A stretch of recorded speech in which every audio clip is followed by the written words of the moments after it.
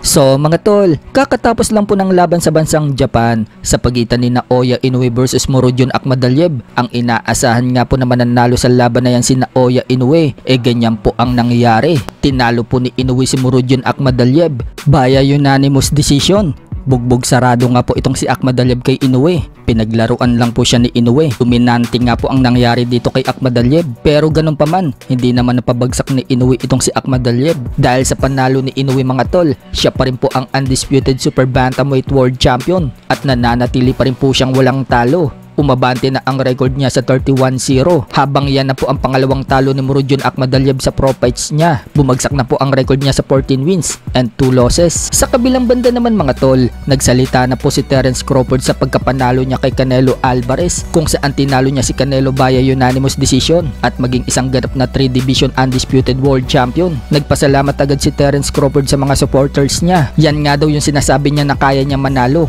Alam daw niya ngayon na maraming boxing fans daw ang uuwi ng luwaan. So ang tinutukoy nga po dyan ni Crawford, yung mga fans ni Canelo. Kapansin-pansin naman mga tol na suot-suot ni Crawford ang WBC ring na ginawa ng WBC na nagkakahalaga ng $100,000 o 5.7 million pesos sa pera natin. Suot-suot nga din po ni Crawford ang ring belt na napanalunan niya kay Canelo at dala din nila ang lahat ng major belts. Kinongrats naman po ni Turki Al-Alshik si Terence Crawford at makikita na nagyakapan pa sila habang si Canelo emotional sa pagkatalo niya. Willing naman daw si Canelo na makipag-rematch ulit dito kay Crawford. Ayon naman po sa inilabas ng Ring Magazine score mula sa AI, draw po ang laban. Umescore po kasi yung AI mga tol ng 114-114, malayo sa score ng mga hurado. Agad naman po nag-react si Oscar De La Hoya na matagal ng kaalitan ni Canelo Alvarez. Sinabi niya kay Turki Al-Alshik, i-fire daw nito ang matchmakers niya. Mukhang alam na alam po kasi ni De La Hoya mga tol, natatalunin lang ni Crawford itong si Canelo. Naglabas nga din po ng video si De La Hoya